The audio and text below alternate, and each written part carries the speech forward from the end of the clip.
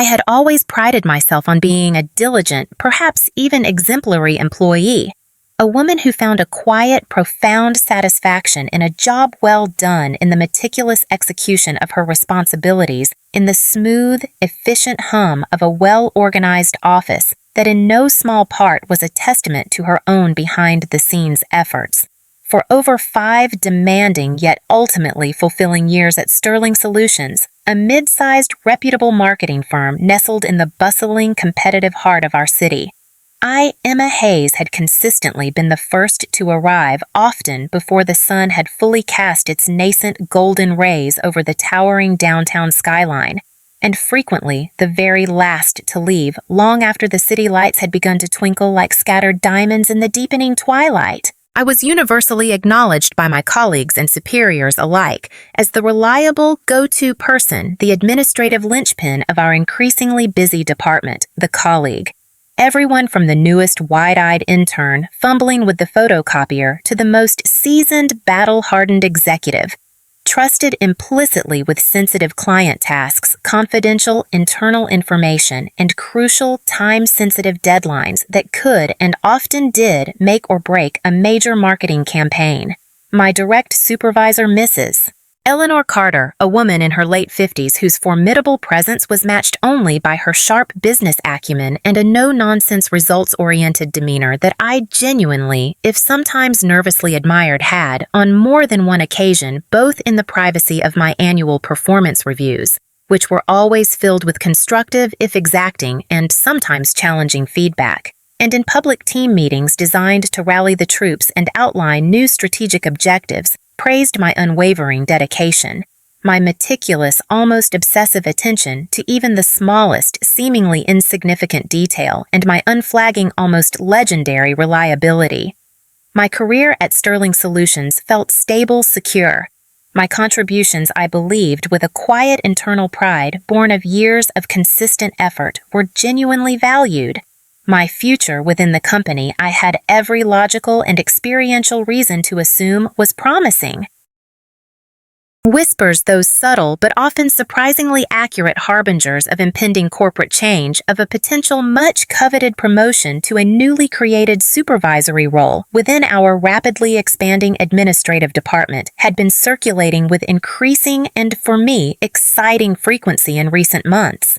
Mrs. Carter herself had even alluded to it during my last comprehensive annual review, noting my natural, if understated, leadership qualities, and my clear capacity for shouldering greater responsibility and mentoring junior staff. I remember leaving that review with a quiet sense of optimism, a feeling that my years of hard work were finally about to pay off in a significant, tangible way. I even allowed myself to dream a little, of a slightly larger paycheck that would ease the financial pressures at home, of the professional challenge and growth the new role would bring, of the increased respect and recognition from my peers. So when I was suddenly, inexplicably, and with a brutal, soul-crushing, almost theatrically staged finality, formally and very publicly accused of stealing a significant, though admittedly not astronomical sum of money, precisely $275 a figure, that would forever be seared into my memory with the branding iron of injustice. From the company's petty cash fund, an accusation delivered with a cold, impersonal, and utterly unwavering formality that felt like a physical, visceral blow to my very core.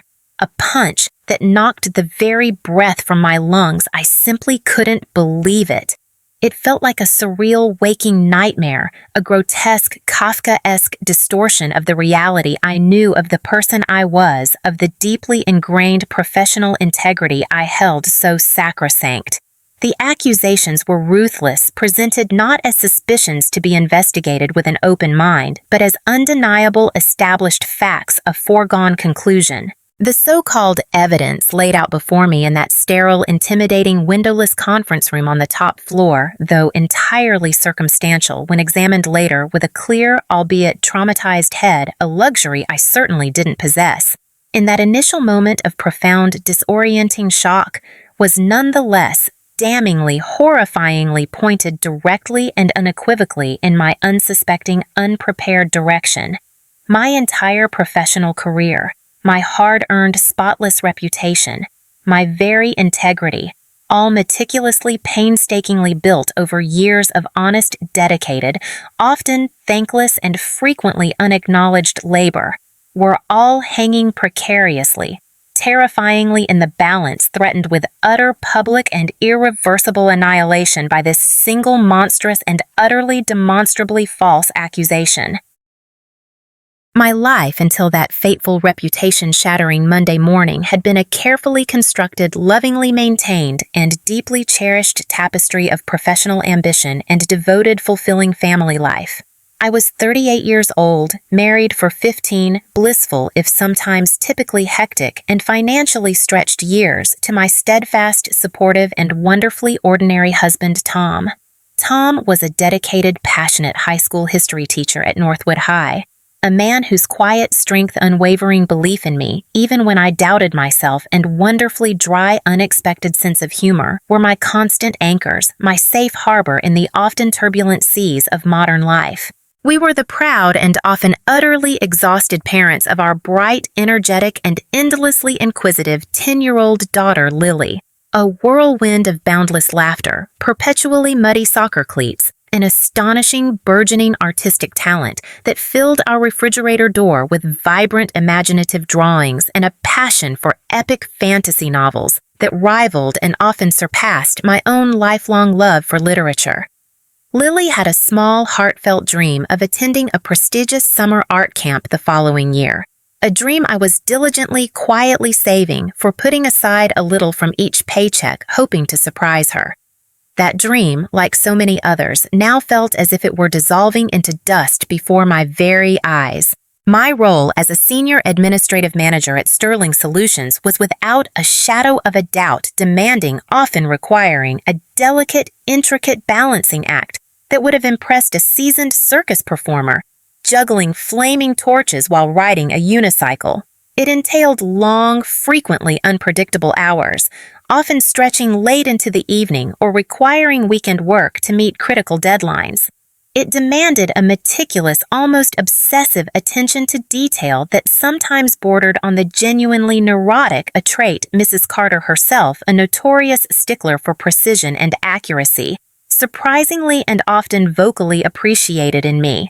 And it necessitated the innate hard-won ability to juggle multiple, often conflicting high-stakes priorities with grace, efficiency, and an outward appearance of unflappable, serene calm, even when internal chaos reigned supreme and looming. Deadlines felt like guillotine blades suspended precariously over my head. But despite the undeniable pressures and the occasional moments of overwhelming stress, I found a genuine, profound satisfaction in my work. I thrived on the intellectual challenges, on the intricate problem-solving inherent in keeping a large, dynamic, and often highly demanding department running smoothly and efficiently. I relished the tangible sense of contributing meaningfully to the company's overall success, to the successful execution of major marketing campaigns that brought in significant revenue.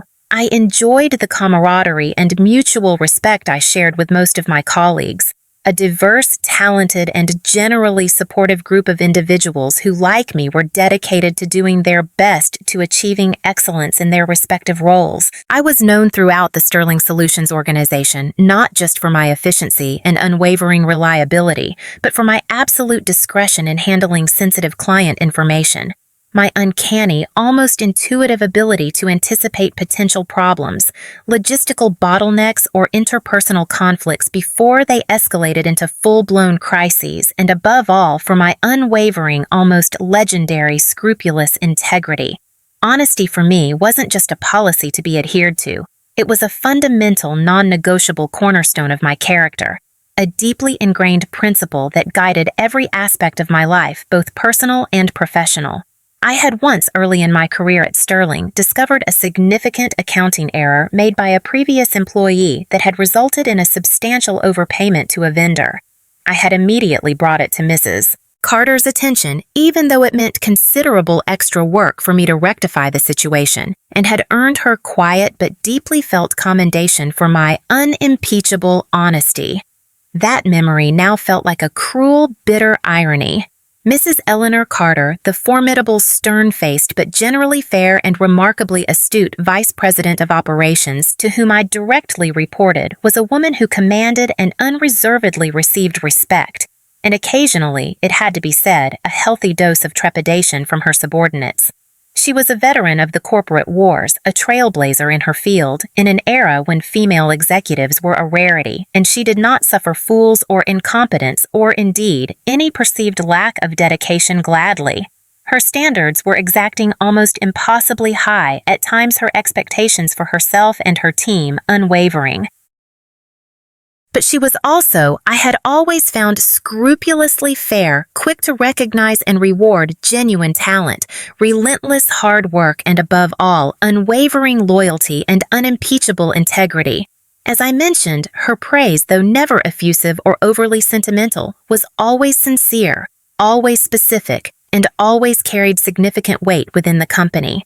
Her increasingly frequent hints about my potential promotion to the newly created supervisory role, overseeing the entire administrative support team for 3 major and rapidly expanding client-facing departments, were not, I knew, just idle, encouraging chatter.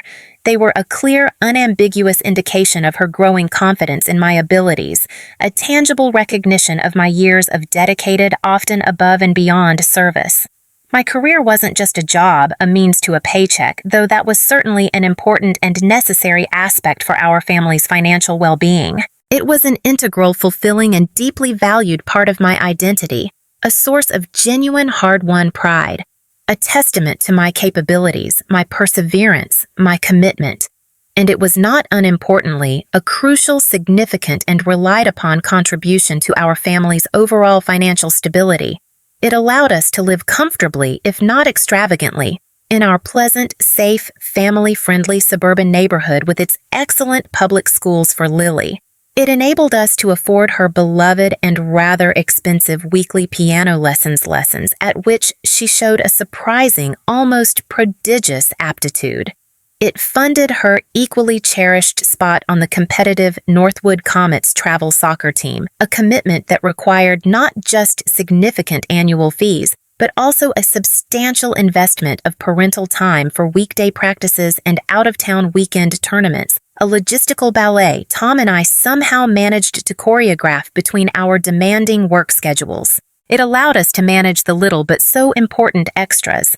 The annual family summer vacations to a rustic rented cabin on a nearby serene lake, the elaborate themed birthday parties Lily adored planning with me down to the smallest, most imaginative detail, the occasional spontaneous weekend getaway to visit her doting grandparents in the countryside, those precious, irreplaceable memory-making moments that truly make childhood magical, memorable, and secure.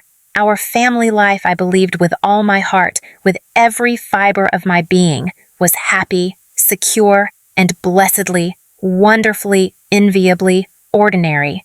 A life worth protecting with every ounce of my strength. A life worth fighting for tooth and nail if necessary. A life that was now suddenly terrifyingly under direct, unprovoked, and seemingly inexplicable attack.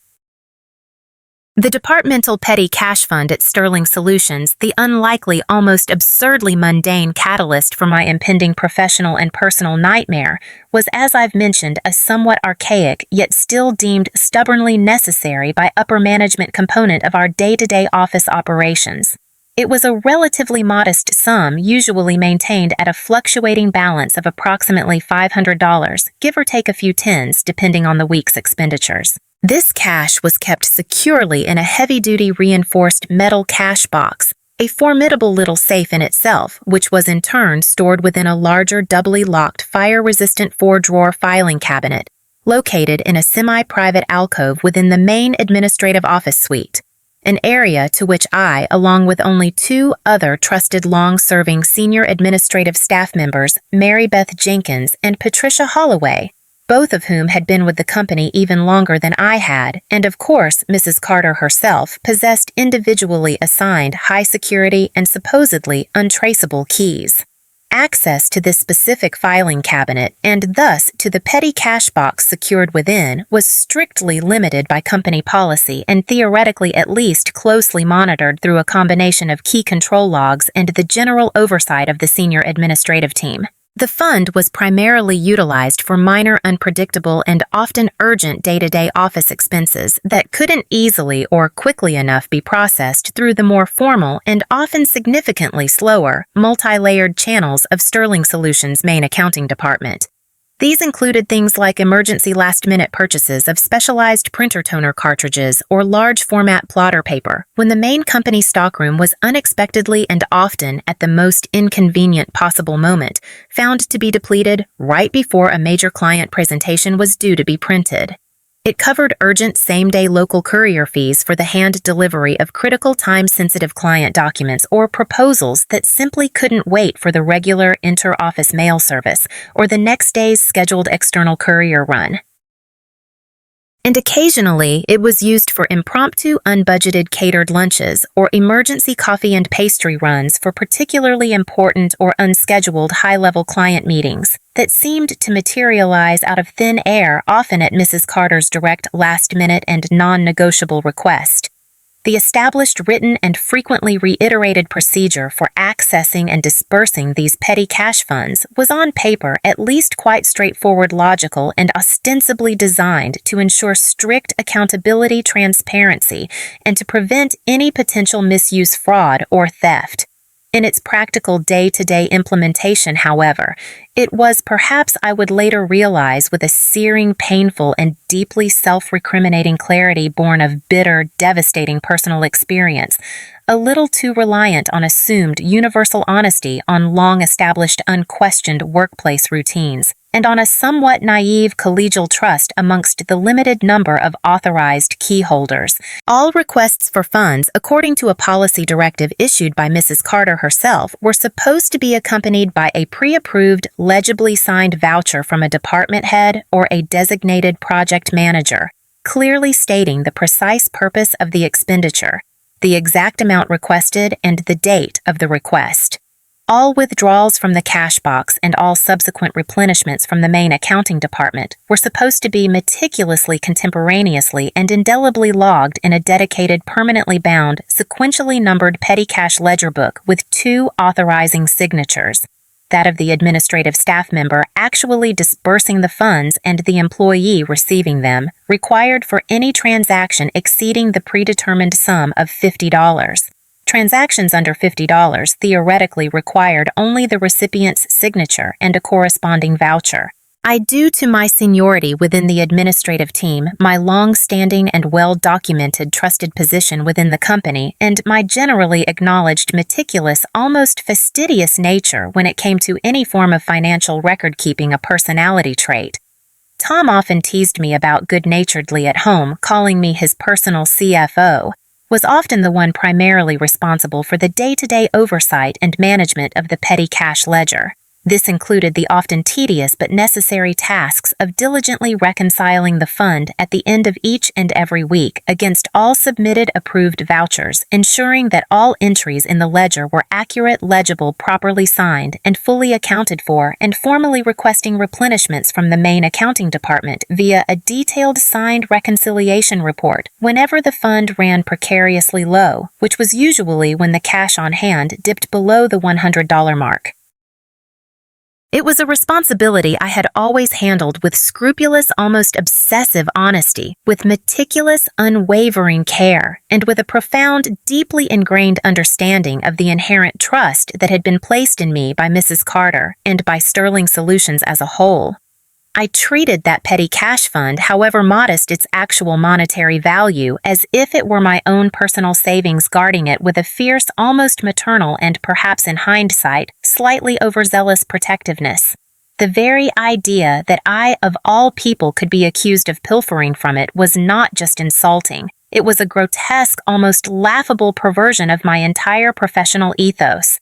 The day of reckoning, as I later, with a persistent involuntary shudder of remembered visceral horror, came to call it in the privacy of my own anguished, sleepless, tear-filled thoughts, The day my carefully constructed, diligently maintained world imploded with the force of a hidden, expertly detonated bomb began as so many catastrophic, life-altering days inevitably do, like any other mundane, deceptively normal, and entirely unthreatening Monday morning.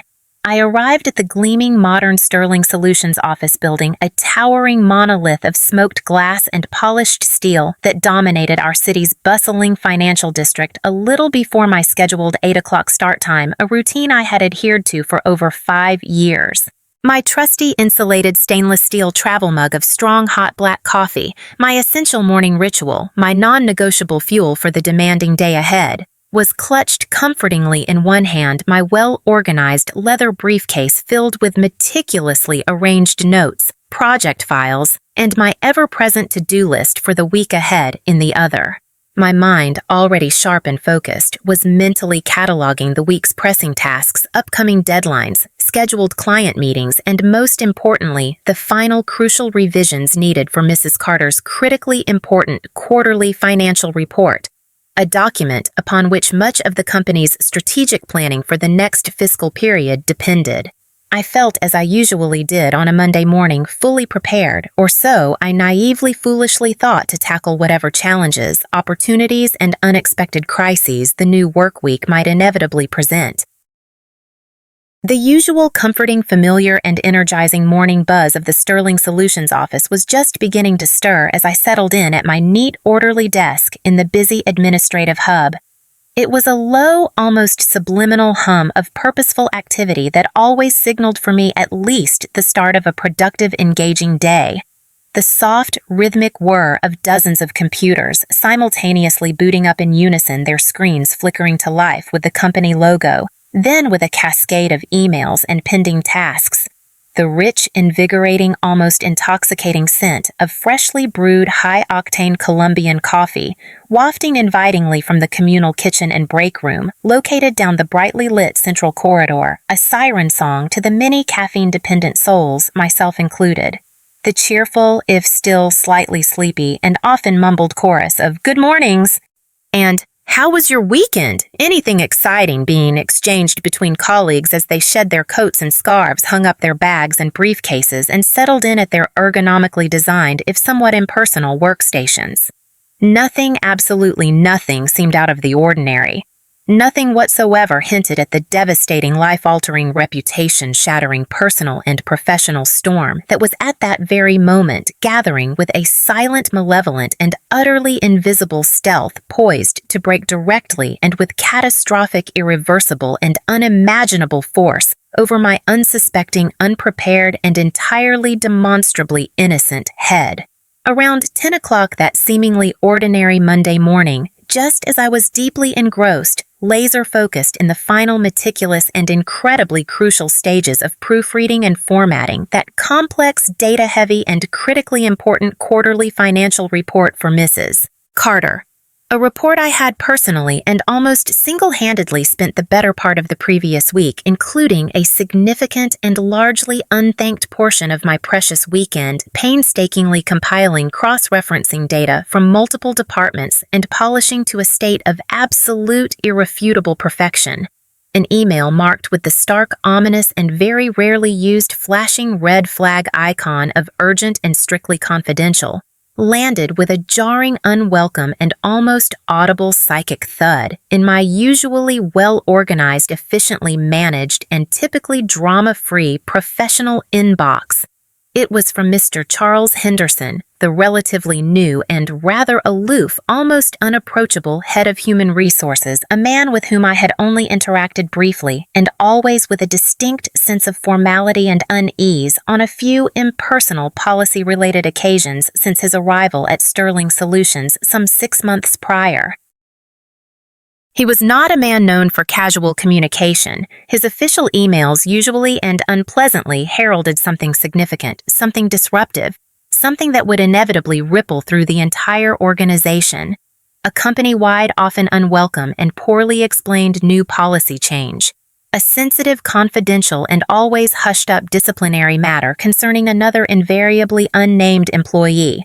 or in the worst case, most dreaded and career-altering scenarios, a departmental restructuring, a euphemism for downsizing for layoffs. My stomach gave a sudden, involuntary, sickening little lurch of pure apprehension, a sharp, unwelcome prickle of inexplicable unease that had absolutely nothing to do with the complex spreadsheets and dense, carefully worded paragraphs of the quarterly report spread across my computer screen. The subject line of Mr. Henderson's unexpected and deeply unwelcome email was stark, chilling, utterly devoid of any professional courtesy, and for me, in that moment, completely, terrifyingly incomprehensible. Formal internal investigation initiated. Suspected financial irregularity. Administrative department. Employee Emma Hayes. Employee Emma Hayes. My name. My blood ran cold. My heart stopped. The drive home from Sterling Solutions that fateful career-altering Monday afternoon was a nightmarish blur, a disorienting journey through a landscape suddenly rendered hostile and alien by the brutal weight of the accusation I carried. My hands, I remember, trembled so violently on the steering wheel that I had to grip it with a white-knuckled intensity just to maintain control of the vehicle.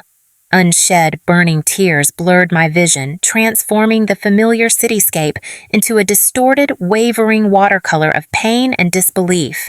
A maelstrom of conflicting, tumultuous emotions raged within me. Profound, disbelieving shock at the sheer audacity of the charge. Searing, impotent rage at the injustice, at the casual cruelty with which my years of dedication had been dismissed. A deep, aching, almost physical hurt that felt like a gaping wound to my very soul, and overlaying it all, a bone-deep, chilling, pervasive fear that threatened to engulf me, to paralyze me into inaction. How I kept asking myself over and over like a broken record, how was I possibly going to tell Tom, my steady, loving, and utterly unsuspecting Tom, that his wife, the woman he trusted, implicitly, the woman he had always lauded for her unwavering integrity, had been formally accused of theft, summarily suspended from her hard-earned job, and effectively escorted from her office like a common, despicable criminal?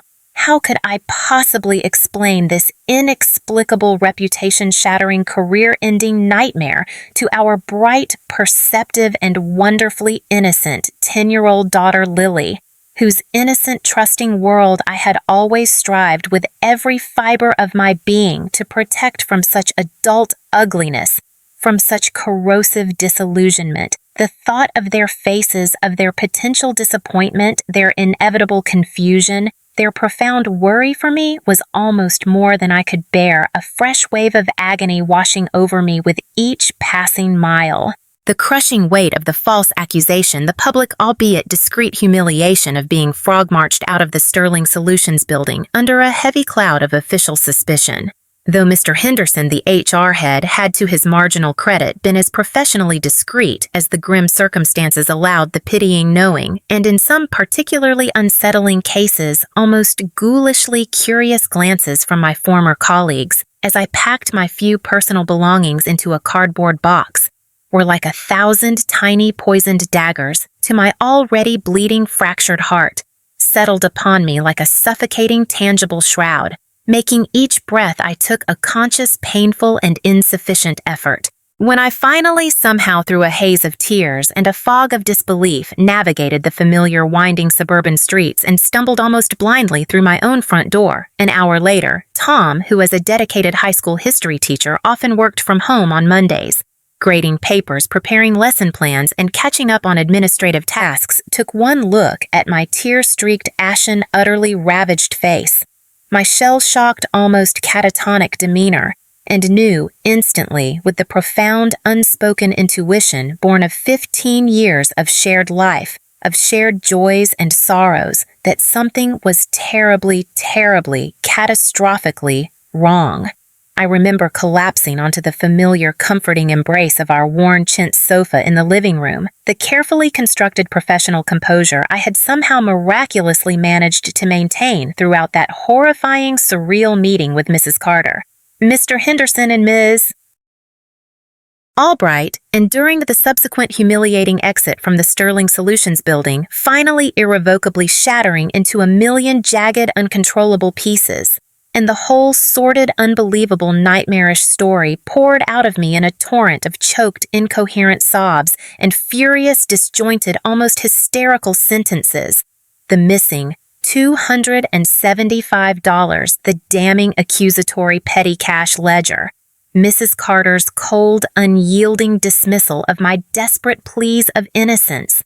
Mr. Henderson's grim, bureaucratic pronouncements, the terrifying, looming threat of a full internal and potentially even criminal investigation, the immediate, unpaid suspension, the devastating loss of my job, my hard-earned reputation, my very professional identity, my sense of self-worth. Tom listened, his initial expression of stunned, incredulous disbelief quickly morphing into a quiet, simmering, protective anger, then to my immense, overwhelming, and life-affirming relief into an unwavering, absolute, and deeply comforting belief in my complete and utter innocence. That single, unshakable act of faith from him in that moment of my utter desolation. My profound vulnerability was like a potent healing balm to my raw, bleeding, wounded soul. Emma. My God, this is certifiably, demonstrably insane, he said, finally, his voice tight with a controlled, righteous fury, pulling me into a strong, comforting, and desperately, desperately needed embrace.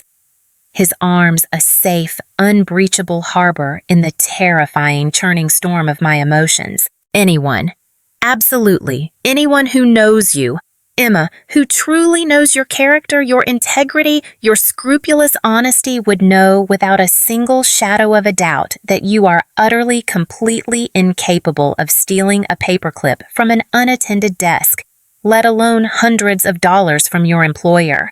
This is a mistake. A terrible, malicious, and I suspect quite possibly deliberate mistake, or some despicable, cowardly individual is deliberately, systematically, and cruelly trying to frame you. And we are going to fight this, sweetheart. We are going to fight this with everything we have, with every resource at our disposal, with every ounce of our beings. You are not alone in this. Not for a single, solitary second.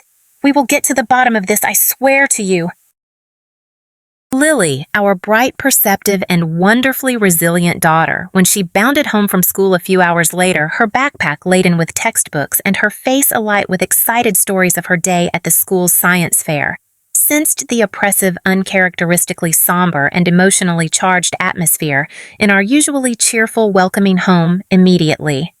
Her usual bubbly chatter faltered, her smile faded, her intelligent brown eyes darting with concern between my tear-swollen face and Tom's unusually grim protective expression, explaining the bare, carefully edited bones of the situation to our sensitive and incredibly perceptive 10-year-old without terrifying her unduly or burdening her with the full complex weight of adult anxieties, potential legal ramifications, and the sheer ugly reality of human malice was one of the hardest, most emotionally wrenching, and carefully navigated conversations of my entire life. But her innocent, unwavering, and fiercely indignant faith in me, Mommy, you would never steal anything. Ever. That's just silly and mean. Someone else must have done it, some bad person, and they're just being mean and trying to blame you, became another crucial, life-affirming anchor in the terrifying, churning, and seemingly endless storm of my despair. Her simple, absolute, unshakable conviction in my innocence was a pure, unwavering beacon of light in the rapidly encroaching, suffocating darkness that threatened to consume me. Her belief was a shield.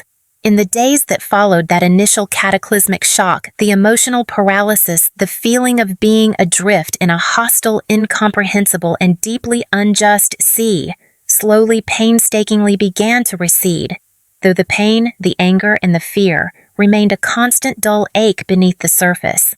It was replaced, however, by a cold, hard, and increasingly focused, almost obsessive determination. I would not be a passive weeping victim in this unfolding corporate nightmare. I would not allow them, whoever they were, the real thief, the anonymous tipster, the perhaps willfully blind Sterling Solutions management, to destroy my life, my family's security, my hard-won reputation with their lies, their incompetence, or their malice.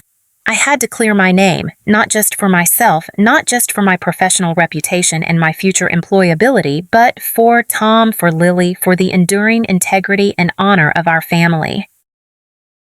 My first and most crucial logical step in this daunting uphill battle was to meticulously, almost forensically dissect with a cold analytical and detached attention to detail every single aspect of the situation, every nuance of Sterling Solutions established, and I was now beginning to suspect with a growing, chilling certainty deeply flawed and easily exploitable procedures regarding the handling, disbursement, and reconciliation of the departmental petty cash fund. I commandeered our spacious kitchen table, transforming it from a hub of family meals and homework sessions into a makeshift, cluttered, and intensely focused investigation headquarters. I spread out copies of company policy manuals I'd had the foresight, or perhaps it was merely the ingrained, almost compulsive habit of a meticulous senior administrative manager to keep personal updated copies of at home. I scribbled copious, almost frantic notes in a dedicated new notebook. I drew intricate, color-coded flowcharts of the entire cash handling process, from initial request to final reconciliation, highlighting potential ambiguities in the written protocols, identifying areas of insufficient oversight, and pinpointing the specific procedural loopholes, the glaring vulnerabilities in the established system that a clever, opportunistic, and morally bankrupt thief might have easily and perhaps even deliberately exploited to their own advantage, and then so cruelly, so devastatingly to my profound and seemingly inescapable disadvantage. I replayed over and over and over in my mind, like a stuck, scratchy record, every minute seemingly insignificant detail of that fateful, career-altering Friday afternoon. Who precisely was present in the administrative office suite during those critical hours, who had legitimate or even plausible access to the area around the locked filing cabinet where the petty cash box was stored, any unusual out-of-character conversations I might have overheard, however fleetingly, any out-of-place behaviors or unexpected visitors I might have subconsciously registered but dismissed at the time as entirely insignificant or unrelated. Had anyone seemed unusually or uncharacteristically interested in my movements that day, and when precisely I was planning to reconcile the petty cash box, a task I usually performed around midday on Fridays?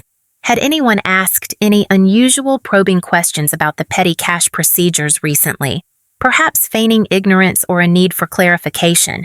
My mind was a chaotic, frustrating whirl of fragmented, elusive memories of half-formed, unsettling suspicions, none of them yet coalescing into a coherent, actionable theory, none of them yet pointing a definitive, unwavering finger at a specific individual. The company's official internal investigation, I knew from bitter first-hand experience with other less personal but equally frustrating corporate inquiries I had witnessed or been peripherally involved in during my 5 years at Sterling, would likely be slow, overly bureaucratic, ponderous, and potentially, given their initial almost unseemly rush to judgment, in my case, inherently and perhaps even deliberately biased against me, especially if they had already in their collective corporate hive mind conveniently, and with a distinct lack of due diligence, identified their prime and presumably only suspect, me. I wouldn't rely on them to diligently or impartially or even competently uncover the truth, especially if that truth proved to be inconvenient, embarrassing for the company, or pointed towards a significant systemic failure in their own vaunted security protocols, or worse, if it implicated another, perhaps more valued, more protected, or more influential employee within the Sterling Solutions hierarchy. I had to conduct my own parallel independent investigation quietly, discreetly, but with an unyielding, relentless, and almost obsessive determination. My thoughts, with an insistent nagging persistence that bordered on the obsessive, kept returning like a moth to a destructive flame to the anonymous tip-off that Mr. Henderson, the HR head, had so casually, yet so significantly, and I now believed so strategically mentioned during that horrific life-altering meeting. who, I wondered with a fresh surge of chilling realization, would have anonymously reported a relatively minor discrepancy of $275 in the departmental petty cash fund, and why, if their concerns were legitimate, well-intentioned and based on actual knowledge, choose the cloak of anonymity. Was it genuinely the altruistic act of a concerned, conscientious whistleblowing employee who feared potential reprisal for speaking out against a senior colleague like myself? Or was it, as my rapidly growing world-weary cynicism now strongly, almost irrefutably suggested, a far more deliberate, far more calculated, and far more sinister manipulative move by the real thief? A clever, preemptive, and diabolical ploy to deflect any potential suspicion from themselves and to simultaneously and with devastating effectiveness point the finger of blame directly and unequivocally at me. The person with the most frequent, most visible, and most legitimate access to the fund, the person whose signature was all over the ledger, the perfect, unsuspecting, and easily targeted scapegoat. The latter possibility seemed not just increasingly chillingly plausible, but almost a certainty, a testament to a level of cunning malice and cold-blooded calculation that I found almost incomprehensible, almost inhuman. I knew with a certainty that was both empowering in its clarity and terrifying in its implications that I couldn't possibly do this entirely alone. I needed information. I needed insights, perspectives from inside the now seemingly hostile fortress of Sterling Solutions from people who were still there, people who might have seen or heard something however trivial or insignificant it might have seemed to them at the time, something that could prove to be a crucial missing illuminating piece of this rapidly darkening, increasingly complex puzzle. But approaching my former colleagues, many of whom I had considered not just workmates but genuine friends, was now an incredibly delicate, fraught, and potentially counterproductive, risky proposition. I was, after all, currently suspended, effectively ostracized under a heavy, suffocating, and very public cloud of official suspicion. My name, I had no doubt, was being whispered about in hushed, judgmental, and likely misinformed tones in every corner of the office, from the water cooler to the executive washrooms. Many I knew would undoubtedly be wary, even fearful of associating with me, of being seen to offer me any form of aid, comfort, or information, terrified of jeopardizing their own positions, their own careers, by being perceived by management as taking sides with the accused, with the pariah. I decided, after much agonized, sleepless deliberation with a deeply supportive but equally worried Tom, to start with the one person I felt with a strong intuitive conviction I could still trust implicitly. The one person who, despite her youth and relative juniority within the Sterling hierarchy, had always struck me as possessing not only a keen, almost preternatural sense of observation, but also a strong, unshakable, and refreshingly uncynical moral compass. Sarah Chen, a bright, diligent, and incredibly capable administrative assistant in my former department. Sarah was young, barely a year out of college, a little shy and reserved, perhaps in large group settings, but also incredibly observant, remarkably intelligent, and I had always sensed possessed a fundamental, unwavering decency, a strong, intuitive sense of right and wrong that often seemed lacking in some of her more jaded, world-weary senior colleagues. We had, over the past year since she joined Sterling, developed a genuinely friendly, almost mentor-like professional relationship. I had in many ways taken her under my wing, offering guidance on complex projects, encouragement during stressful periods, and a sympathetic listening ear as she navigated the often bewildering and sometimes treacherous currents of her first real corporate job. I called her personal cell phone one rainy, miserable evening, my heart pounding a nervous, erratic tattoo against my ribs, entirely unsure of how she would react, whether she would even take my call from an unrecognized number, or if she too, like so many others I had once trusted, had already condemned me in her mind, swayed by the company's official damning narrative. To my immense, overwhelming, and tearful relief, Sarah was not just politely sympathetic. She was quietly, fiercely, and unequivocally outraged on my behalf. Emma, oh my God, it's completely, utterly crazy," she'd whispered urgently into the phone, her voice tight with a mixture of genuine disbelief and profound indignation, clearly afraid of being overheard by a roommate or a family member. "No one here. Emma, absolutely. No one who actually knows you, who has worked with you, believes for a single solitary second that you would ever do something as despicable, as insane as this. It just doesn't make any sense at all. It's not you. It's the furthest thing from the Emma Hayes I know and respect. But Mrs. Carter, she seems to have already made up her mind, though. She called an emergency departmental meeting this afternoon right after you left. And while she didn't actually name any names, the implication, the unspoken accusation was, well, it was pretty clear, Emma, crystal clear, and frankly, terrifying. It's like they needed a quick, convenient, and easily disposable scapegoat, and you, with your access and your signature on that ledger, were, unfortunately, perfectly available.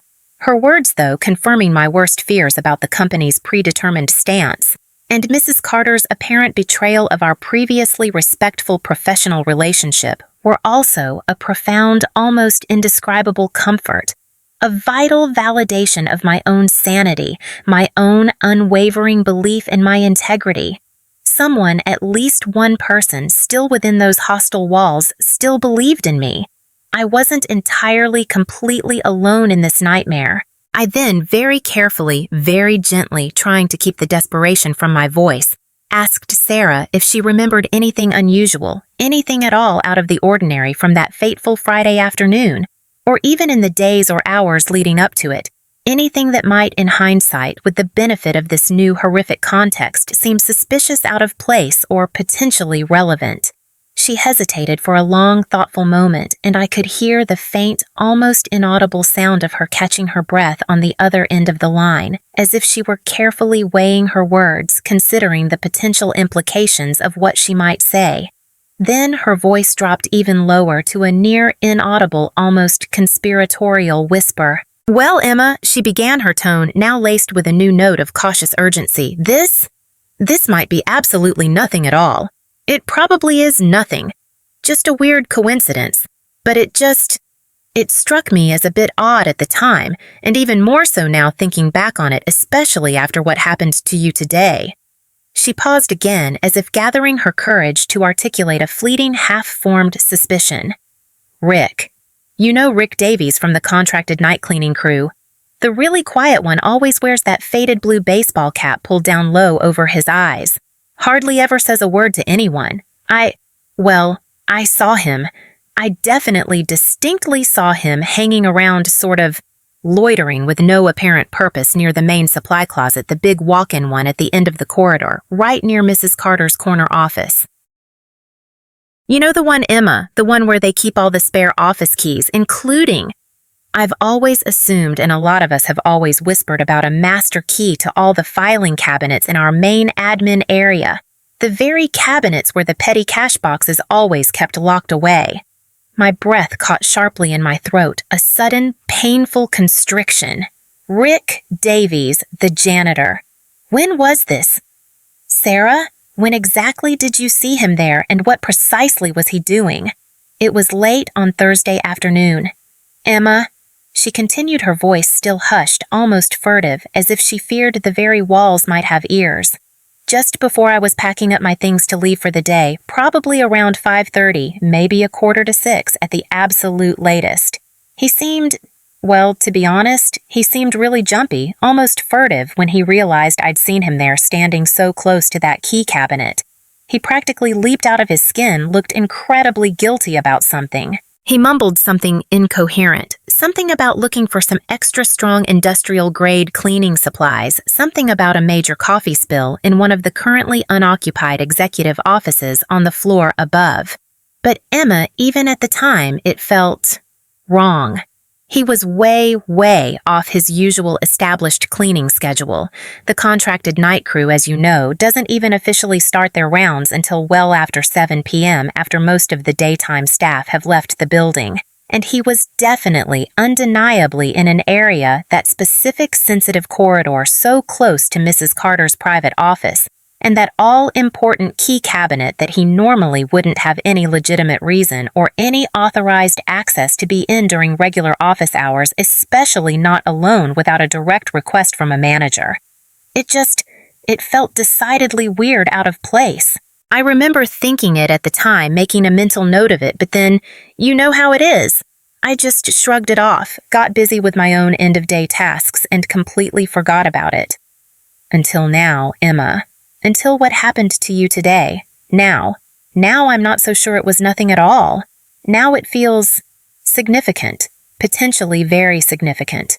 Rick Davies, the office janitor, a man I barely knew by sight, a quiet, almost invisible spectral presence who materialized in the dimly lit evenings long after the bustling daytime staff had departed efficiently, silently emptying our overflowing trash cans, vacuuming the plush corporate gray carpets, leaving the Sterling Solutions office gleaming sterile and ready for the next relentless business day.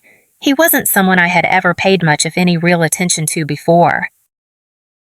He certainly wasn't someone I would ever have suspected of anything more nefarious than perhaps, occasionally and harmlessly, borrowing a few stray pens or a forgotten notepad from an unattended desk. But Sarah's words, her clear, specific, and now chillingly resonant observation of his unusual, out-of-place, and undeniably furtive behavior near a location that potentially crucially held a master set of keys, including almost certainly one to the very filing cabinet where the now infamous petty cash box was always securely stored. It sent a sudden, sharp, electrifying jolt of pure adrenaline coursing through my veins, a jolt that momentarily banished the numbing despair, replacing it with a new, almost predatory focus. It was, I knew with a certainty that was both terrifying and exhilarating, a tenuous, fragile thread, a mere whisper of a possibility in a vast, confusing, and seemingly impenetrable fog of suspicion and despair. But it was undeniably the first concrete, actionable, and potentially game-changing lead I had in this desperate uphill and increasingly lonely battle to clear my sullied name, to reclaim my stolen reputation, and to unmask the true cowardly architect of my professional and personal demise. I thanked Sarah profusely, my voice thick with a profound gratitude that went far beyond her specific, invaluable piece of information, urging her repeatedly, with a new sense of urgency, to be incredibly careful to not say anything to anyone else within Sterling Solutions about our conversation, to not put herself or her own promising career at any undue risk by being seen to actively or even passively help me. After that pivotal, game-changing phone call, my entire focus, my every investigative instinct, my every waking thought shifted, narrowed, and converged with an almost laser-like intensity. Rick Davies, the unassuming, almost invisible, and previously entirely overlooked night janitor, had just rocketed with the force of a meteor to the very top of my extremely short and very personal list of primary suspects. I needed to know more about him.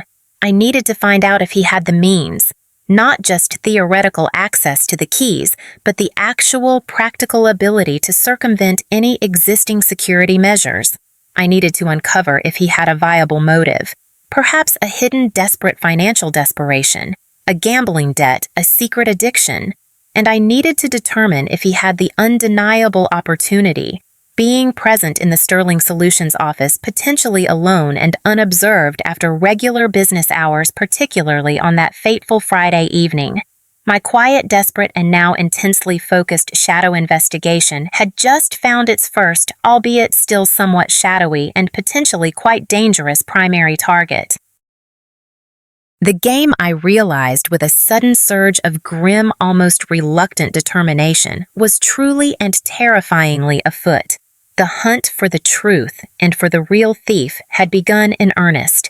Armed with the deeply unsettling yet strangely empowering security camera footage that Sarah Chen had so bravely and ingeniously managed to procure for me, and her crucial first-hand eyewitness account of Rick Davies' suspicious out-of-place behavior near the main office key cabinet, I knew, with a growing, albeit still cautious conviction, that I had to move beyond the realm of mere intuitive suspicion and the frustratingly nebulous domain of purely circumstantial evidence. I needed something more concrete, something tangible, something that would not only definitively, irrefutably implicate Rick Davies as the perpetrator of the petty cash theft, but also, and perhaps even more importantly, for my own vindication and the restoration of my shattered reputation, begin to unravel the increasingly complex and deeply troubling mystery of who had so cleverly, so maliciously orchestrated the devastating frame-up that had so abruptly and unjustly put my entire professional life, and by extension, my family's financial and emotional well-being, in such grave jeopardy. The chilling phrase, anonymous tip-off, as mentioned by Mr. Henderson during that horrific suspension meeting still echoed ominously persistently in the deepest recesses of my mind. Was Rick Davies, the seemingly unassuming low-level night janitor, truly capable of such a calculated, sophisticated, two-pronged deception? First, the brazen theft itself, and then the cunning, almost diabolical misdirection designed to perfectly incriminate me. Or was there, as a darker, more paranoid part of my mind, increasingly suspected another, perhaps more sophisticated, more powerful, and far more insidious puppet master, pulling the strings from the unseen shadows with Rick Davies, merely a desperate, easily manipulated, and ultimately disposable pawn in a much larger, more nefarious corporate game? My next crucial and logistically challenging step, I realized with a growing sense of urgency, was to delve deeper into the physical, tangible evidence that had been so swiftly, so damningly used against me, specifically the original petty cash ledger itself, and the supposedly missing, or rather non-existent authorizing voucher for that final, fateful $50 withdrawal that had been so conveniently, so incriminatingly signed under my name on that Friday afternoon. If Rick Davies, or indeed someone else with a more sinister agenda, had indeed manipulated those official records to so perfectly incriminate me, there might be subtle, almost imperceptible inconsistencies, telltale forensic signs of forgery, alteration, or outright fabrication that had been either deliberately overlooked or simply incompetently missed in Sterling Solutions' initial clearly rushed and undeniably biased internal investigation.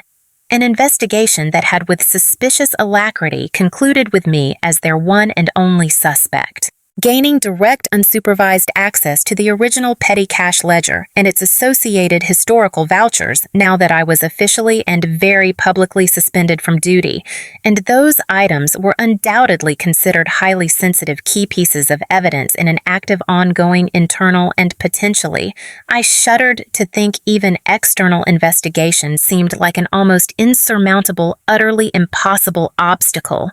I couldn't just waltz back into Sterling Solutions, a place where my very presence was now likely viewed with suspicion and hostility, and casually demand to see them. This is where Laura Hayes, my sharp, resourceful, and increasingly indispensable lawyer, whom I had finally formally and with a profound sense of relief engaged after the initial shock and emotional paralysis had worn off, and my fierce resolve to fight for my innocence had fully solidified, became absolutely, pivotally indispensable. Laura, after listening intently and with a growing sense of professional outrage to my detailed account of Sarah Chin's courageous observations and my own painstaking late-night analysis of the grainy security camera footage, which I had of course immediately copied multiple times and provided to her for her own expert review, agreed without hesitation that Rick Davies was now, without a shadow of a doubt, a primary person of significant compelling interest in this unfolding drama. She also concurred with a thoughtful frown that the anonymous tip-off was a deeply suspicious, almost too convenient element that warranted a thorough independent investigation of its own. Her first official and powerfully worded act on my behalf was to fire off a meticulously drafted, legally unassailable letter to Sterling Solutions General Counsel Ms. Genevieve Albright. This letter formally and under the explicit threat of an immediate court-ordered subpoena should they fail to comply requested immediate, unrestricted access for our own independent forensic document review of all relevant original documents pertaining to the departmental petty cash fund for, at minimum, the preceding 6 months. This included specifically the original bound petty cash ledger itself, all submitted and corresponding authorizing vouchers for that entire period, and crucially, a full, unredacted copy of the company's detailed internal audit report that had so swiftly and so conveniently led to my summary suspension. She also, with a strategic foresight that I deeply admired, requested full unedited access to any and all security camera footage pertaining to the entire administrative office suite, not just the limited cherry-picked segments the company might have initially reviewed for the entire week in question, from the Monday morning preceding the alleged theft through to the following Monday morning when the discrepancy was discovered. The company's formidable legal counsel, Ms. Albright, a woman known for her aggressive litigation tactics and her unwavering loyalty to Sterling Solutions' corporate interests, initially and predictably pushed back hard. She cited with a cool professional arrogance the ongoing internal investigation, the need to protect confidential company procedures and proprietary financial information, and even rather audaciously, the potential for me to tamper with or compromise the integrity of the evidence were I or my representatives to be granted direct access. But Laura Hayes, a seasoned litigator with an equally formidable reputation for tenacity, for meticulous preparation, and for an unwillingness to be intimidated by corporate bluster, was relentless. She argued persuasively and with impeccable legal reasoning that as I was the one formally and very publicly accused, I possessed an undeniable fundamental legal right to examine in its entirety the very evidence being used against me and to conduct my own thorough independent verification of its authenticity, its completeness, and its unadulterated integrity.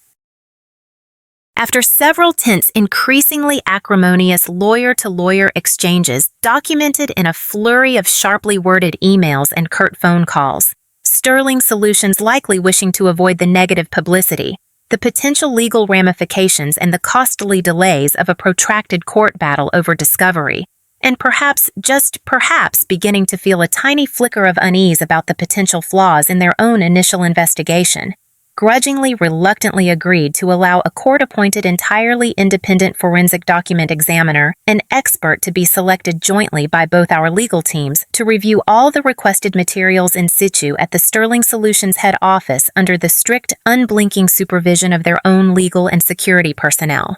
It was a small victory, but a crucial one.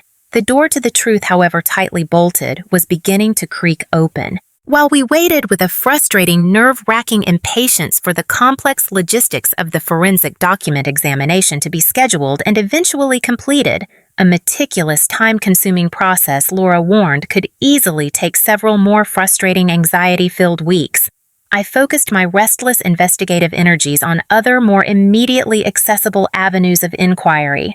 I needed to understand Rick Davies better to build a more comprehensive profile of the man who had, I was now increasingly convinced, not only stolen the money, but had also, with a chilling, calculated malice, deliberately set me up to take the fall. What was his life like outside the sterile, anonymous corridors of Sterling Solutions? Did he have any known pressing financial pressures? Gambling debts, overdue child support payments, a hidden addiction? That might provide a compelling motive for such a desperate, risky act of theft. Did he possess the intellectual capacity, the cunning, the sheer audacity to then orchestrate such a seemingly sophisticated frame-up? Or was he perhaps merely a desperate, easily manipulated pawn, a convenient tool being wielded by someone else? Someone with a deeper, more personal vendetta against me. Someone with more power, more influence within the company. This required a different, more nuanced, and far more challenging kind of detective work, one that delved into the often murky, ethically ambiguous waters of online public records, archived news articles, scattered social media footprints, or, in Rick Davies' case, a conspicuous, almost suspicious lack thereof, which was in itself somewhat unusual, almost anachronistic in this hyper-connected digital age. and even with the discreet, invaluable, and always ethically conducted assistance of Ms. Albright, our trusted private investigator. The very same Ms. Albright who had with such remarkable skill and discretion proven so invaluable in my previous entirely unrelated but equally traumatic and ultimately victorious divorce settlement ordeal several years ago. A small, interconnected, and sometimes surprisingly helpful world. Indeed, I mused with a touch of dark irony, a carefully managed, legally compliant, and thoroughly comprehensive background check. What Ms. Albright with her team of experienced researchers eventually uncovered about Rick Davies was both depressingly mundane in its portrayal of a life lived on the margins and in certain specific, deeply unsettling aspects quite illuminating. He was a man in his late 40s, recently divorced for the second time with 2 teenage children from his first marriage for whom he was, according to court records, Ms. Albright unearthed significantly, almost cripplingly behind on his mandated child support payments, facing potential wage garnishment, and even in the worst-case scenario, contempt of court charges. He lived alone, the investigation revealed, in a small, run-down, sparsely furnished apartment in a less salubrious, almost forgotten part of the city, an area plagued by unemployment and petty crime. He had a long, checkered string of previous invariably short-lived, low-wage jobs, night watchman, fast food cook, warehouse packer, with no discernible long-term employment history. No evidence of any specialized skills or professional qualifications before landing the City Clean Pro Services contract that eventually placed him as a nightly janitor within the seemingly secure, affluent walls of Sterling Solutions. And most significantly, most damningly for my purposes, Ms. Albright's thorough background check unearthed 2 prior, albeit relatively minor and somewhat dated arrests. One for petty larceny shoplifting, a carton of cigarettes, and a bottle of cheap whiskey from a convenience store from over a decade ago, a charge for which he had received 12 months of probation and a small fine, and another more recent arrest just 3 years prior for disorderly conduct and resisting arrest stemming from a drunken public altercation outside a somewhat disreputable downtown bar. Neither of these arrests, it seemed, had resulted in significant jail time, and neither apparently had been picked up or perhaps had been deliberately negligently overlooked by City Clean Pro Services' pre-employment screening process, or by Sterling Solutions' own clearly inadequate and demonstrably flawed vetting procedures for contracted third-party service personnel who were granted unsupervised after-hours access to their entire office building. This newly acquired information, while certainly not definitive, irrefutable proof of his guilt in the current specific instance of the petty cash theft, undeniably painted a deeply troubling picture of a man potentially living under significant chronic financial strain, a man with a documented history of opportunistic dishonesty. However minor a man, perhaps desperate enough and with a sufficiently compromised moral compass to steal from his workplace if a tempting, seemingly low-risk opportunity presented itself. And perhaps, just perhaps, he was also ruthless or foolish or desperate enough to then try and frame an innocent, unsuspecting colleague to cover his own tracks, especially if he perceived that colleague as being in a more secure, more privileged, and therefore, in his potentially resentful eyes, more expendable position.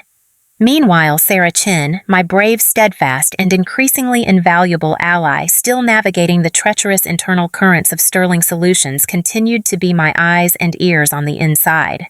She provided me with discreet, almost daily updates on the general office atmosphere, on Mrs. Carter's shifting moods, and pronouncements on any whispers, rumors, or official communications circulating about the ongoing internal investigation into the petty cash theft, and specifically into my alleged involvement.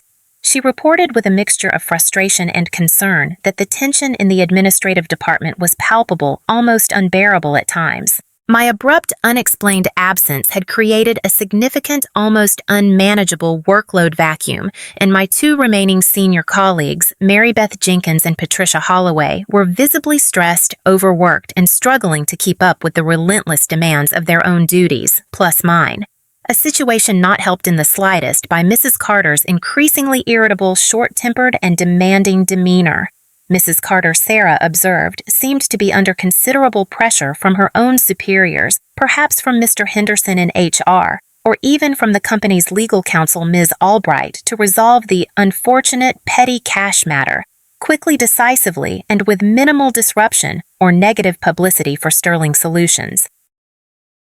Sarah also overheard through the ever-active, if often unreliable, office grapevine a particularly intriguing and deeply suspicious tidbit of information. The initial internal audit that had so conveniently discovered the missing petty cash on that fateful Monday morning had been, according to several sources within the accounting department, unusually swift, almost perfunctory in its execution. It had apparently focused almost exclusively and with an almost predetermined laser-like precision on the transactions and ledger entries directly preceding my last official reconciliation of the fund on Friday, rather than conducting a more comprehensive, more thorough, and more professionally sound review of the petty cash fund's activity over a longer, more representative period, as standard auditing practice would normally dictate. This, too, felt deeply suspicious, almost as if the auditors or those directing them had been subtly guided or had perhaps even predetermined exactly where to look and exactly what, or rather who, they were expected to find. It smelled increasingly not of a routine audit, but of a carefully orchestrated witch hunt. Then finally, after what felt like an eternity of agonizing, frustrating, and hope-draining delays, the day of the official forensic document examination arrived. Laura Hayes and I, along with the jointly appointed and reassuringly impartial independent forensic document expert, a meticulous, owl-eyed, and internationally renowned gentleman named Dr. Dyer. Alistair Peterson, no relation, Laura had dryly assured me to the Peterson family from my other equally distressing but entirely unrelated previous life. Chapter involving a deceitful ex-boyfriend, a small mercy for which I was profoundly grateful, were granted strictly supervised access to the original bound petty cash ledger and all related authorizing vouchers for the preceding 12 months. These crucial documents were laid out with an almost funereal solemnity on a large polished mahogany conference table in Sterling Solutions' main legal department, under the watchful, hawk-like, and undeniably hostile gaze of Ms. Genevieve Albright, the company's formidable external counsel, and a stony-faced, clearly uncomfortable Mr. Charles Henderson from Human Resources. The atmosphere in the room was thick with unspoken accusations, with palpable tension, with the invisible but weighty presence of careers, reputations, and futures hanging precariously in the balance. Peterson, a man who exuded an aura of quiet academic authority and an almost unnerving Sherlock Holmes-like attention to detail, worked with a slow, methodical, intense concentration that was both fascinating and deeply nerve-wracking to observe. His arsenal of specialized tools, high-powered magnifying glasses, vivid various spectrum light sources, electrostatic detection apparatus, hovered over each fragile page, each faded signature, each meticulously recorded entry in the ledger. He examined the paper quality, the consistency of the ink, the subtle indentations of pen pressure, the precise alignment of the text, the idiosyncratic nuances of each individual's handwriting. Hours-long, silent, agonizing hours passed in almost complete, suffocating silence, broken only by the soft, deliberate rustle of turning pages, the occasional quiet click of Dr. Peterson's equipment, and his own infrequent, entirely non-committal, almost subliminal hum of concentration. I sat beside Laura, my hands clasped so tightly in my lap that my knuckles were white. My breath held my entire being focused on his every minute movement, his every subtle facial expression praying with an intensity that was almost a physical ache for a breakthrough, for a sign for the truth to finally blessedly emerge from the tangled web of deceit. And then, late in the afternoon, as the watery late autumn sunlight began to fade outside the conference room's sealed windows, he found it. The anomaly. The inconsistency, the lie. Interesting, Dr. Peterson murmured, his voice when it finally came startlingly loud in the profound stillness of the room. He was peering with an almost microscopic intensity at the final page of entries in the ledger, the very page containing my supposed signature for that undocumented, unaccounted-for $50 withdrawal on that fateful career-destroying Friday. Very interesting indeed. He beckoned Laura and me closer, then, with a polite but firm gesture, invited Ms. Albright and Mr. Henderson to observe as well. He pointed with the fine tip of a silver stylus to my signature, or rather, the signature purporting to be mine on that final damning line. Then he indicated the signature of the supposed recipient of those $50, a vaguely scrawled Mr. J. Smith for emergency courier services. A name I had absolutely no recollection of, and a service I was certain I had never authorized or disbursed petty cash funds for on that or any other day, Ms. Hayes, Doctor. Peterson said, looking directly at me for the first time in hours, his owl-like eyes magnified by his thick spectacles, surprisingly kind, almost sympathetic. While the signature here attributed to you appears at first cursory glance to be a reasonably competent imitation of your genuine handwriting, there are, upon closer, more detailed forensic examination, several subtle yet diagnostically distinct anomalies present. He then proceeded with a calm academic precision to point out these microscopic discrepancies. A slight, almost imperceptible hesitation in the initial upstroke of the H, in Hayes a minute telltale tremor in the terminal stroke of the SL, a subtle but undeniable difference in the overall slant and pressure when compared to the dozens, indeed hundreds of my confirmed, undeniably authentic signatures on the preceding pages of the same ledger. These deviations, while perhaps almost invisible to the untrained naked eye, he explained, are under significant magnification, and when subjected to comparative analysis with your numerous established and known, true acknowledged exemplars of handwriting forensically, significant, highly significant. He then turned his unwavering attention to the specific entry itself, the date, the recipient's name, Mr. J. Smith, the amount, $50, the stated purpose, emergency courier. And this particular entry, ladies and gentlemen, he continued adjusting his specialized multispectrum light source to illuminate the page at a different angle, the ink utilized for this specific line item. It is subtly but quite demonstrably, and I would say conclusively, different in its chemical composition and its visual characteristics from the ink used for all other entries made on this entire page, and indeed for all entries made by Ms. Hayes or any other authorized signatory on the preceding several pages representing transactions for at least the entire preceding week. He gestured towards a nearby laptop displaying magnified images of the ink samples. It possesses a slightly different sheen under ultraviolet light, a marginally different absorption pattern into the paper fibers themselves, and a distinct though minute difference in its chromatographic signature. These differences strongly, almost irrefutably suggest that this particular incriminating entry was made at a significantly different time, and almost certainly with a different pen than all the surrounding authenticated and legitimate entries. My heart, which had been lodged somewhere in my throat for what felt like an eternity, gave a sudden violent leap. This was it. This was the irrefutable scientific proof I had so desperately, so prayerfully been seeking. But Dr. Peterson, the meticulous forensic maestro, wasn't quite finished with his performance. He then pointed with that same silver stylus to the crude, slightly awkward, and clearly hastily scrawled signature of Mr. J. Smith, the supposed and likely entirely fictitious recipient of the $50, and this signature here purported to be that of one J. Smith. He said, his voice now carrying an unmistakable note of quiet, professional, and entirely justified triumph, is, in my considered expert opinion, almost certainly not a genuine signature from any legitimate professional courier, or indeed from any individual attempting to sign their own true name. It bears several distinct, highly characteristic telltale indicators of what we in the forensic document examination field refer to as a disguised hand. That is an attempt by an individual to deliberately write in a way that is significantly different from their own natural habitual script, often to avoid later identification. However, in making such an attempt, the forger, unless exceptionally skilled, inadvertently and almost inevitably incorporates certain unconscious, deeply ingrained elements of their own habitual letter formations, their own unique calligraphic idiosyncrasies.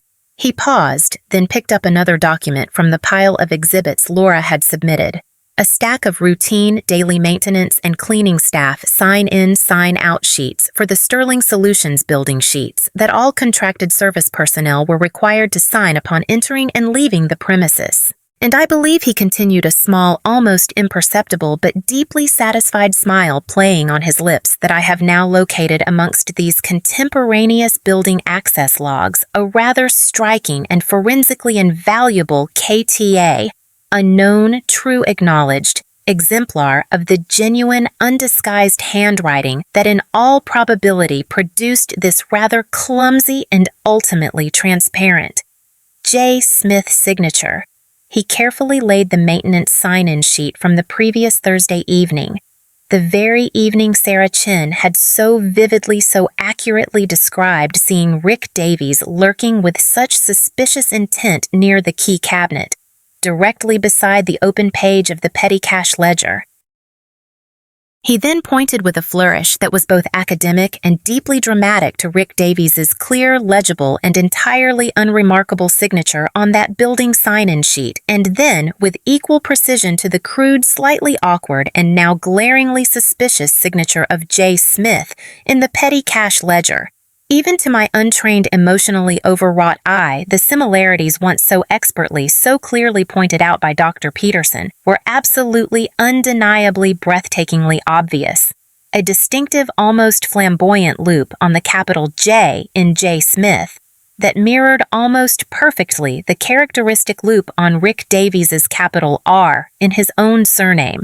A peculiar, slightly backward slant to the S in Smith that was strikingly unmistakably present in the S at the end of Davies, a shared idiosyncratic way of forming the lowercase m and I. It was, in essence, a forensic fingerprint. It is my preliminary but firm, and I would confidently state soon to be conclusive professional opinion. Ms. Hayes, Ms. Holloway.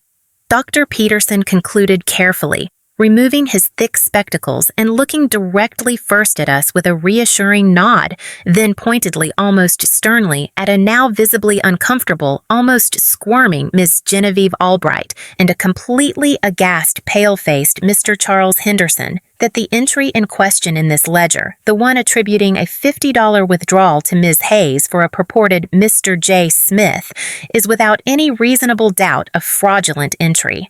It was in all likelihood skillfully, if not perfectly, added to this ledger after Ms. Hayes's final legitimate reconciliation of the fund, almost certainly using a different writing instrument. And the signature of the supposed recipient, this Mr. J. Smith, is in all probability a disguised and rather poorly executed forged signature, executed by the very same individual who signed this building maintenance log as Rick Davies. Furthermore, he added delivering the final devastating nail in the coffin of their case against me.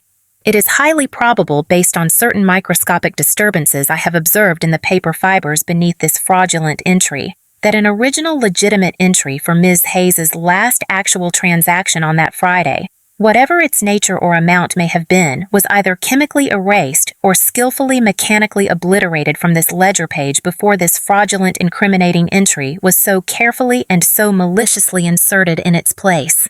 A stunned, loaded, and utterly profound silence filled the sterile conference room. Ms. Albright's usually impassive, almost reptilian face was for the very first time since I had encountered her showing a distinct, undeniable flicker of something. Surprise, dismay, perhaps even a dawning, horrified realization of the colossal reputation-damaging blunder Sterling Solutions had made in their rush to judgment, in their eagerness to find a convenient scapegoat. Mr. Henderson, the HR head, looked utterly comprehensively aghast, his mouth slightly agape, his face a mask of pale, sweaty disbelief. Laura Hayes, my brilliant, tenacious lawyer, allowed herself a small, almost imperceptible, but deeply, profoundly satisfied smile. The unraveling thread of their carefully constructed malicious and career-destroying frame-up had not just been found. It had been pulled hard by the combined efforts of a determined mother, a loyal friend, a skilled investigator, and a brilliant forensic expert.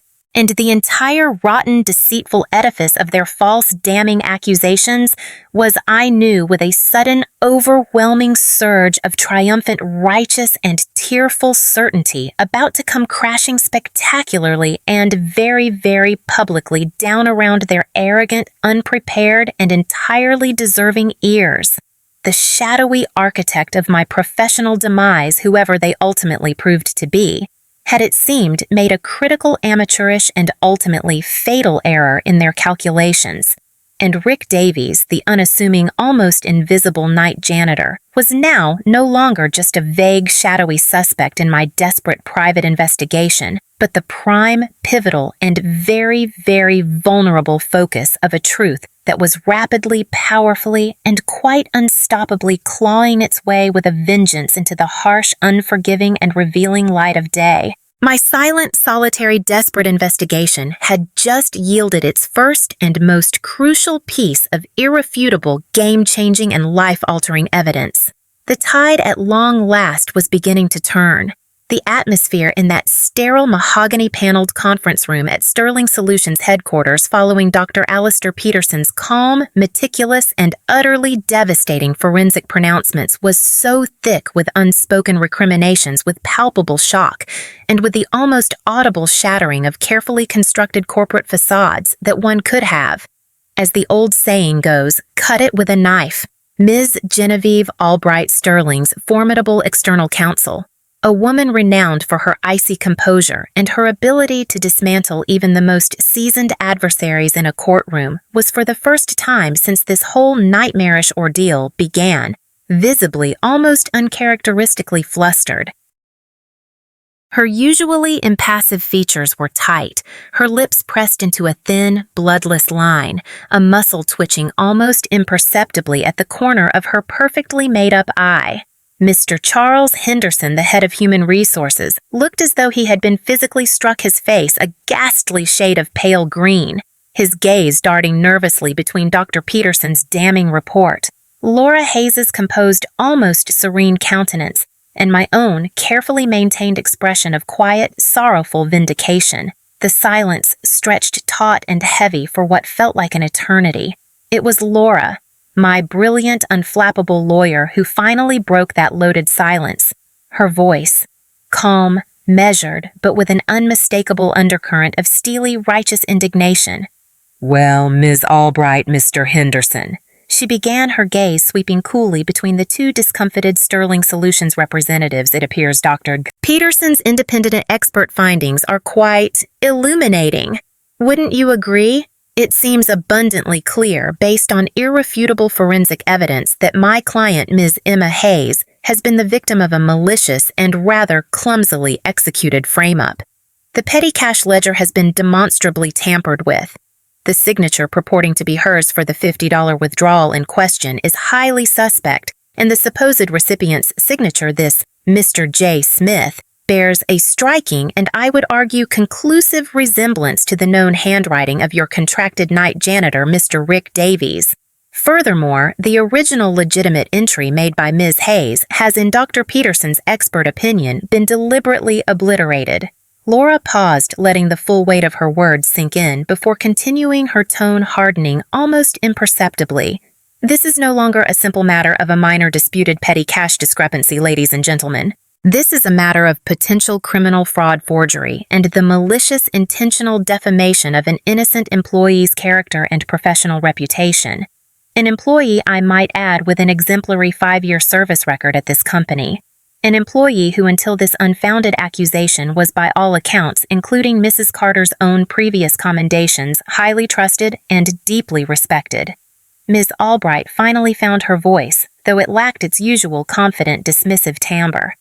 "Ms. Hayes, Dr. Peterson's findings are noted," she said, choosing her words with extreme lawyerly caution. "Sterling Solutions, of course, takes any suggestion of internal malfeasance or procedural irregularities with the utmost seriousness. We will naturally need to conduct our own further internal review. In light of this new information, a further internal review," Ms. Albright Laura countered, one perfectly sculpted eyebrow raised in polite but unmistakable skepticism. With all due respect, your initial internal review appears to have been not only woefully inadequate, but also demonstrably biased, leading to the unjust suspension and public humiliation of my client. What Ms. Hayes requires, and what she unequivocally deserves, is not another protracted opaque internal process. She requires immediate public exoneration. She requires the immediate reinstatement of her position with full back pay and compensation for damages to her reputation. And Sterling Solutions, Ms. Albright requires a swift, decisive, and transparent plan of action to identify and appropriately deal with the real perpetrator of this theft and this malicious frame-up. A perpetrator who I believe the evidence now strongly suggests is still currently in your employ and potentially still has access to sensitive company areas and assets. The implied threat was clear, unspoken, but hanging heavy and undeniable in the air. The potential for a massive reputation-damaging lawsuit for negative press for a public airing of Sterling Solutions' dirty laundry was now very, very real. Mr. Henderson, looking increasingly green about the gills, finally spoke, his voice a hoarse, nervous whisper. This is all very unexpected. Rick Davies, I can't believe it, Mr. Henderson, I said, finding my own voice at last, a voice that was surprisingly steady, surprisingly strong, fueled by weeks of suppressed anger and a dawning, exhilarating sense of vindication. Because it's the truth. I have been a loyal, dedicated employee of this company for over 5 years. I have never, ever taken so much as a paperclip that didn't belong to me. And I have spent the last 3 weeks living in a personal and professional hell because someone you employ, someone you trusted with access to this building after hours, stole that money, and then with a cowardice and malice that frankly disgusts me, decided to make me their scapegoat. My gaze flickered to Mrs. Carter, who had remained conspicuously, almost unnervingly silent throughout Dr. Peterson's presentation and the subsequent exchange. Her expression unreadable, her eyes for the first time fixed directly on me, no longer with cold disappointment, but with a new, unsettling intensity that I couldn't quite decipher. Was it dawning comprehension, regret, or merely a recalculation of corporate damage control? The immediate aftermath of that revelatory meeting in the legal department was a blur of hushed, urgent, closed-door consultations between Ms. Albright, Mr. Henderson, and I presumed Mrs. Carter and other senior Sterling executives. Laura and I were politely but firmly asked to wait in an adjacent smaller conference room, an antechamber of sorts, while they processed this new information and determined an appropriate course of action. The wait was agonizing, each minute stretching into an eternity. Tom, my steadfast husband, who had taken the day off work to be there for me to offer silent, unwavering support from the public waiting area downstairs. He wasn't permitted into the legal meeting itself, sent me a barrage of encouraging text messages. His words a virtual lifeline in the sea of my anxiety. Finally, after what felt like several lifetimes but was probably closer to 2 excruciatingly long hours, Mr. Henderson and Ms. Albright re-entered our waiting room, their expressions now carefully, almost unnaturally neutral. Mrs. Carter was not with them. Ms. Hayes, Mr. Henderson began, his voice still betraying a hint of his earlier shock, but now overlaid with a layer of practiced, if somewhat strained, corporate formality. On behalf of Sterling Solutions, I wish to offer you our sincerest, unreserved apologies for the unfortunate misunderstandings and the considerable distress that have arisen from this petty cash incident. Misunderstandings, the corporate euphemism for a catastrophic, reputation-damaging, and potentially career-ending false accusation. I bit back a sharp, angry retort, catching Laura's almost imperceptible cautionary glance. Ms. Albright then took over her tone, all business, devoid of any discernible human emotion. Ms. Hayes, in light of the forensic evidence presented today by Dr. Peterson, evidence which Sterling Solutions accepts as credible and compelling, we are immediately and officially withdrawing all previous allegations against you regarding the missing funds. Your suspension is lifted effective immediately. You will be reinstated to your position as Senior Administrative Manager with full back pay for the period of your suspension and with your seniority and benefits entirely intact. Furthermore, the company is prepared to offer you a reasonable financial settlement to be negotiated between counsel as compensation for the demonstrable distress and potential damage to your professional reputation caused by this regrettable situation. It was an admission of their error, a complete capitulation, albeit couched in the careful face-saving language of corporate legalese. A wave of profound, almost overwhelming relief washed over me so potent, it nearly buckled my knees. I had done it. I had cleared my name, and Mr. Davies' Laura interjected coolly before I could even formulate a response. What action does Sterling Solutions intend to take regarding Mr. Rick Davies, the individual whose actions, according to the undisputed forensic evidence, directly led to this regrettable situation? Mr. Henderson cleared his throat uncomfortably. Mr. Davies. Mr. Davies' employment with City Clean Pro Services and, by extension, his contract to provide janitorial services to Sterling Solutions has been terminated effective immediately. City Clean Pro Services has been fully apprised of the situation, and they are, I understand, conducting their own internal investigation into Mr. Davies' conduct. As for any further legal action, Sterling Solutions will of course cooperate fully with any official inquiries initiated by the relevant authorities, should you or Ms. Hayes choose to pursue that avenue. The implication was clear. They wanted this messy affair to disappear as quickly and as quietly as possible. They were not. It seemed inclined to press criminal charges against Rick Davies themselves, perhaps fearing the negative publicity it would inevitably generate for Sterling. Laura and I exchanged a quick, knowing glance. The decision of whether or not to involve the police to pursue criminal charges against Rick was a complex one I would need to discuss further with Tom and with Laura. My immediate priority had been to clear my own name to get my job, my life back. The following day, armed with a formal letter of apology from Sterling Solutions drafted, I had no doubt with considerable input from Ms. Albright and the official notification of my reinstatement, I decided it was time for the final and perhaps most personally necessary confrontation. I needed to face Rick Davies, not for revenge, not for further recrimination, but for closure, for understanding, and perhaps for a small necessary measure of personal justice that went beyond corporate apologies and financial settlements. Through Ms. Albright, our private investigator, who it turned out had also done some contract work for City Clean Pro Services in the past and still had a few discreet contacts there, I managed to obtain Rick Davies' current, albeit temporary, contact information. He was apparently staying with a relative while he sorted things out. I didn't want to ambush him. I didn't want a public scene. I simply wanted a quiet, direct conversation. I asked Laura to arrange through whatever channels City Clean still had with him a meeting at a neutral public location, stipulating that he could bring legal representation if he wished, though I doubted he could afford it.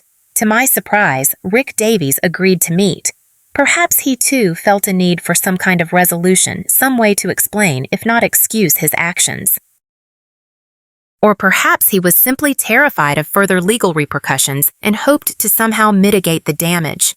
We met a few days later in a quiet, secluded booth at a nondescript downtown diner, the kind of place where conversations could be had without fear of eavesdroppers. He looked terrible. Smaller than I remembered, his shoulders slumped, his eyes red-rimmed and haunted, the bravado he had displayed during my initial brief interactions with him entirely gone. He was no longer the almost invisible night janitor. He was a broken, desperate man. I didn't waste time on pleasantries. I laid out calmly and factually the evidence we had gathered, the security footage, Dr. Peterson's forensic report on the ledger, the handwriting analysis. I watched as his face, already pale, turned a sickly shade of gray as the irrefutable proof of his actions and his attempt to frame me unfolded before him. He tried at first to deny it, to bluster, to offer a string of weak, incoherent excuses.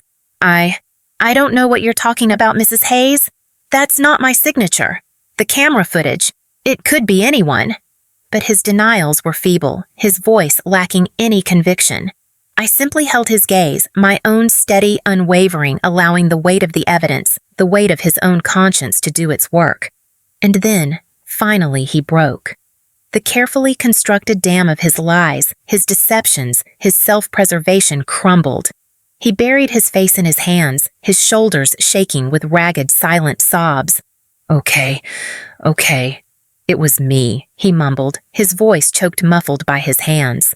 I took the money, and I tried to make it look like you did it. I'm so sorry, Mrs. Hayes. So sorry. I was desperate.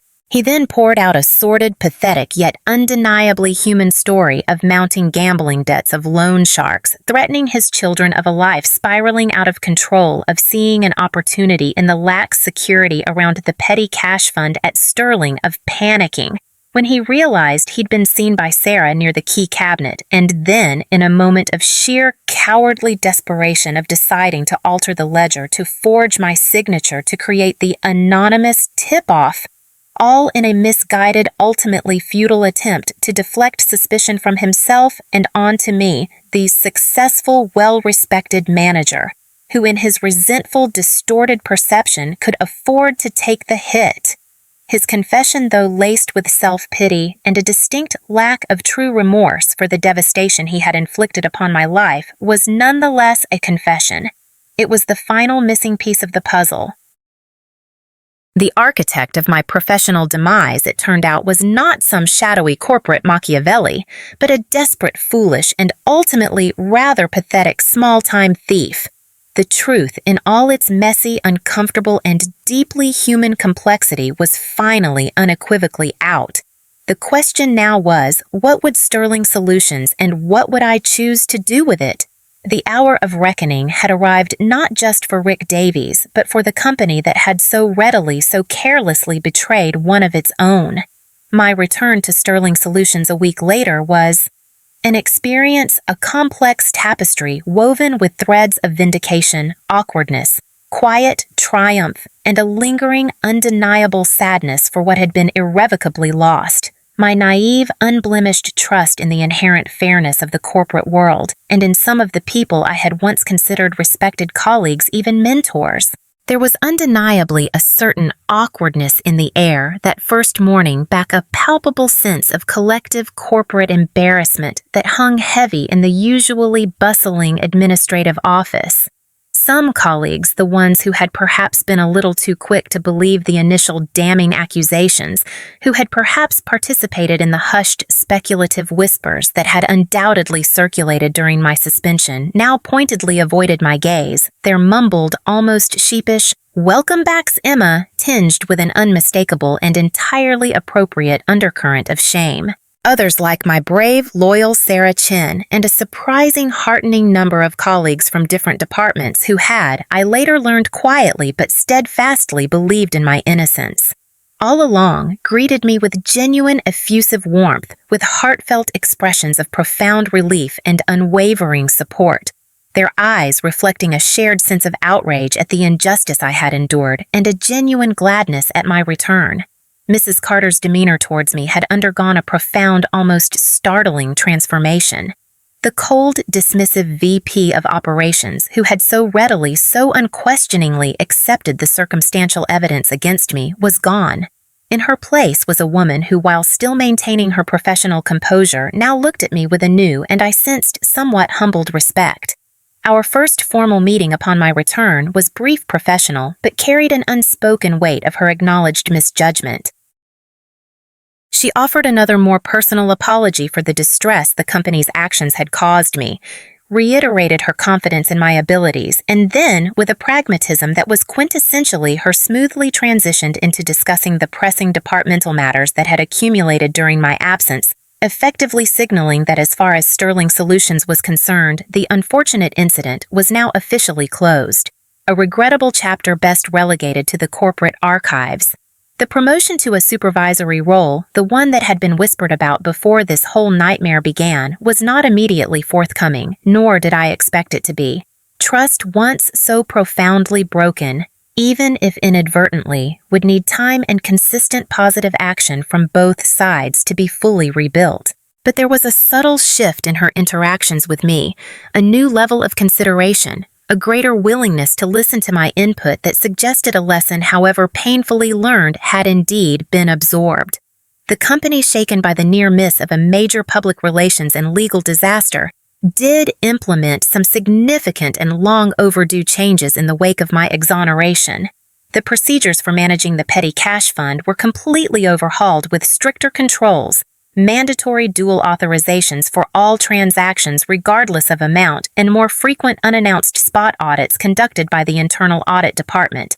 Mr. Henderson, the head of HR, was, I heard, given a stern re-education by Ms. Albright on the proper and legally defensible procedures for conducting internal investigations, particularly those involving accusations of employee misconduct, with a new emphasis on due process presumption of innocence, and the thorough examination of all available evidence before any disciplinary action was even contemplated.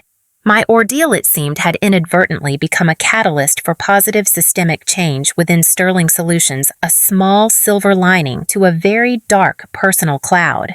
As for Rick Davies, the man whose desperate, cowardly actions had set this entire agonizing chain of events in motion, his professional life, as I had suspected, was effectively over. CityClean Pro Services facing not only a significant breach of contract lawsuit from Sterling Solutions, but also severe reputational damage from having employed an individual who committed theft on a client's premises, terminated his employment without delay or severance.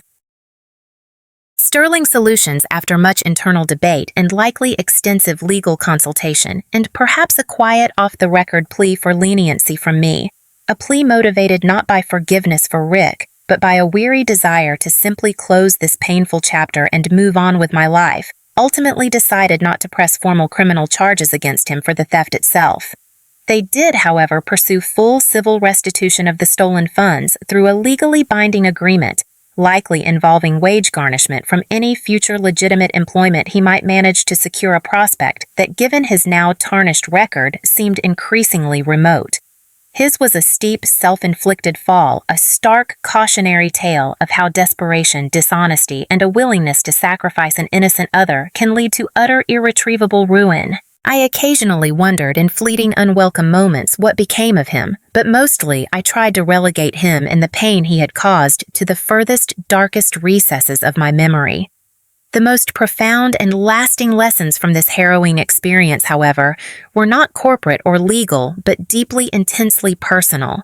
I had learned in the crucible of false accusation and public humiliation about my own unexpected, almost shocking resilience, about an inner strength I hadn't known I possessed. I had discovered the courage to fight back against a seemingly insurmountable, monolithic corporate entity, to question authority, to demand truth and justice, not just for myself, but for the very principles of fairness and integrity I held so dear. I also learned with a painful clarity about the fragility of trust and the devastating ease with which a carefully built reputation, years of hard work and dedication, could be threatened, even obliterated by a single malicious lie, by the careless, biased judgment of those in power. It taught me the crucial importance of vigilance, of critical thinking, of not blindly accepting any narrative, however authoritatively presented, without questioning, without seeking corroborating evidence.